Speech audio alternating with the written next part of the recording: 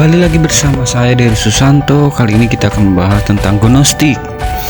Pada tahun 1947 ditemukan perpustakaan kitab suci Gnostik di sebuah gua dekat Nang Hammadi di Mesir. Temuan itu telah merevolusi pemahaman kita tentang Gnostisme dan kekristenan awal. Sekarang kita berada dalam posisi untuk membiarkan kaum Gnostik berbicara sendiri. Meskipun dikenang hari ini sebagai bidah, kaum Gnostik melihat diri mereka sendiri sebagai orang Kristen yang asli atau yang sejati. Dari Injil kitab Apocalypse of Peter, Injil Gnostik, Yesus yang bangkit dan menyebut kekristenan literalis adalah gereja tiruan di tempat persaudaraan Kristen sejati dari Gnostik. Dari sudut pandang Gnostik, para literalislah yang telah mendistorsi kekristenan sejati. Gnostik dituduh sebagai bidah yang tidak bermoral muncul di dalam gereja. Bagaimana gereja dapat bangkit dari gerakan Gnostik yang hebat? Bagaimana ide-ide dinamis Gnostis mengkristal menjadi dogma? Tentu jawaban ini akan dijawab secara bertahap dalam beberapa video. Gnostis luar atau yang disebut dengan literal adalah pandangan literalis umat Kristen yang akhirnya mengkristal menjadi gereja Katolik Roma. Jadi para literalis ingin menegakkan kepercayaan bersama pada semua orang Kristen. Literalis menggunakan keempat Injil sebagai kitab suci dan sisanya diserahkan ke dalam api sebagai karya sesat setan. Mistik individual, mistik batin. Gnostik dalam adalah mistik individualis atau disebut dengan mistik batin. Gnostik menulis ratusan Injil kekristenan yang berbeda. Kaum Gnostik mentolerir berbagai keyakinan dan praktik yang berbeda. Gnostik mengajarkan bahwa orang Kristen yang benar akan mengalami yang disebut dengan gnosis atau pengetahuan mistik untuk diri mereka sendiri dan menjadi Kristus. Gnostik awalnya sebagai jalan spiritual, di mana setiap inisiasi secara pribadi dapat mengalami yang disebut dengan gnosis. Menurut kaum Gnosis, peristiwa sejarah dari apa yang Kristen literal ciptakan sebagai agama membutuhkan atau memerlukan keyakinan buta. Kekristenan literal hanya memberitakan misteri kekristenan luar yang mereka sebut sebagai kekristenan duniawi, yang cocok untuk orang-orang yang terburu-buru mencapai gnosis. Sebaliknya, kekristenan spiritual, gnotisme, adalah kekristenan spiritual yang mengungkapkan rahasia misteri batin kekristenan kepada yang terpilih, dan hanya yang sedikit saja yang terpilih.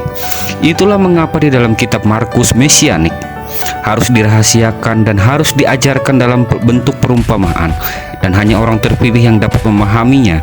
Sampai Yesus meninggal, rahasia itu tetap terjaga. Kutipan khususnya yang bukan daripada catatan Gnostik atau Injil Gnostik yang kita kenal bapak-bapak gereja yang terkemuka, misalnya Clement, kepala sekolah filsafat Kristen pertama dari Alexandria dan penggantinya Origen. Clement bahkan dihormati sebagai orang suci dalam gereja Katolik. Dia menulis tentang Gnostik yang dia sebut sebagai Kristen sejati. Jadi di awal gereja mula-mula, Gnostik bukanlah bidah aneh dan yang dipinggirkan dari agama Kristen. Gnostik ada berbagai macam. Salah satunya Gnostik Stean. Kelompok ini mengambil seluruh isi ajaran teologi dari pagan kuno, misalnya Meseus, Linus, dan Orpheus, yang secara khusus memperkenalkan ritus misteri. Irenaeus marah karena kaum Gnostik memuja gambar-gambar Kristus di samping gambar-gambar duniawi filsuf seperti Pythagoras, Plato, Aristoteles. Gnotisme memang mirip dengan pagan misteri, namun tidak seperti kekristenan literal. Gnostik tidak melihat paganisme sebagai musuh dan secara terbuka mengakui berhutang dan mendorong studi para filsuf besar di zaman mereka. Clement dari Alexandria mendalami filsuf pagan yang dianggap sebagai hadiah dari Tuhan untuk menuntun manusia kepada Kristus. Dia menjelaskan filsafat Yunani membersihkan jiwa dan mempersiapkan untuk menerima iman untuk mencapai yang disebut dengan kebenaran gnosis. Origen juga menginstruksikan kepada para muridnya bahwa kesalehan yang sempurna membutuhkan pengetahuan tentang filosofi pagan. Dalam mitologi pagan, tulisan Gnostik penuh dengan tokoh-tokoh dari mitologi Yunani dan konsep dari filsafat pagan dan astrologi.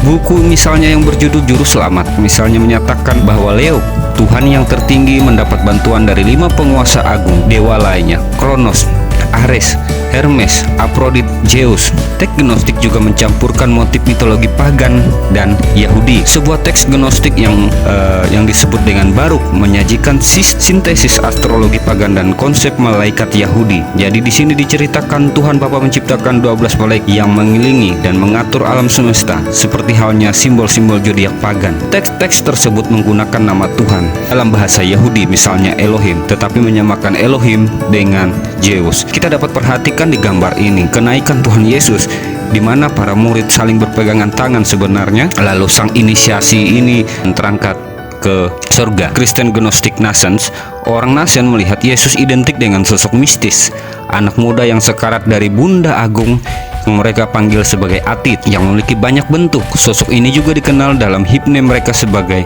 Adonis, Osiris, Pan, dan Bacchus. Menurut Hippolytus juga mengklaim mereka sebenarnya adalah inisiasi dalam misteri pagan. Inisiasi dalam misteri pagan yang paling terkenal adalah Dewi Ibu Agung, Sophia. Semua yang diinisiasi ke dalam misteri Bunda Agung atau Sophia karena mereka menemukan bahwa seluruh misteri kelahiran kembali diajarkan dalam ritus-ritus Dewi Ibu Agung, adalah sosok yang menjulang tinggi yang mendominasi dunia kuno. Di Mesir dia dikenal sebagai Isis, dan di Yunani dia dikenal sebagai Demeter. Dia adalah ibu atau saudara perempuan atau pasangan daripada Osiris dan Dionysius. Kesejarah Tritunggal. Mencari kesejarah Tritunggal antara paganisme dan kekristenan ortodok yang tidak memiliki dewi, ia hanya memiliki Tuhan Bapa, Tuhan Anak, dan Roh Kudus yang agak samar sebagai dewa andragoning. Dalam mitologi Gnostik termasuk yang lebih alami dan Tritunggal yang Maha Kudus yang seimbang dari Allah Bapa, Allah Putra, dan yang terakhir adalah Ibu Dewi Sophia. Dalam teks Gnostik, Dewi disebut dengan banyak nama, termasuk All-Mother, ibu yang hidup, ibu yang bersinar, kekuatan dari atas, atau juga dikenal dengan Roh Kudus, dan dia dari tangan kiri sebagai pelengkap Kristus yang adalah dia yang berada di tangan kanan. Kita bisa melihat gambar Gnostik yang ada di hadapan kita. Ini yang disebut dengan Dewi Sophia. Digambarkan satu adalah Tuhan Yesus, dan yang di sebelah kirinya adalah Dewi Sophia, yang di tengahnya adalah Allah Bapa. Dan beberapa malaikat, 12 malaikat mengelilingi mereka. Ini yang disebut dengan ritus inisiasi. Seperti dewa pagan serta makhluk surgawi yang ilahi, Sophia digambarkan mitos Gnostik sebagai sosok yang tragis. Dia dengan putus asa mencari penebus, saudara kekasihnya Yesus. Dengan cara yang sama, Dewi Mesir Isis mencari dunia untuk penebus, saudara kekasihnya Osiris. Kaum Gnostik secara puitis membayangkan bahwa semua zat cair dalam dunia adalah air mata yang ditumpahkan oleh Sophia. Dewi Sophia sangat penting bagi Gnostik yang mereka ajarkan bahwa hanya di misteri luar Ekaristi mereka merayakan sengsara Yesus. Tapi bagi untuk orang Kristen dalam, ketika mereka memulai misteri batin Ekaristi, mengingatkan gairah akan penderitaan daripada Dewi Sophia. Terima kasih, jangan lupa like, subscribe. Kita akan melanjutkan kembali Gnostik bagian kedua. Tuhan dari segala zaman memberkati kita semua. Amin.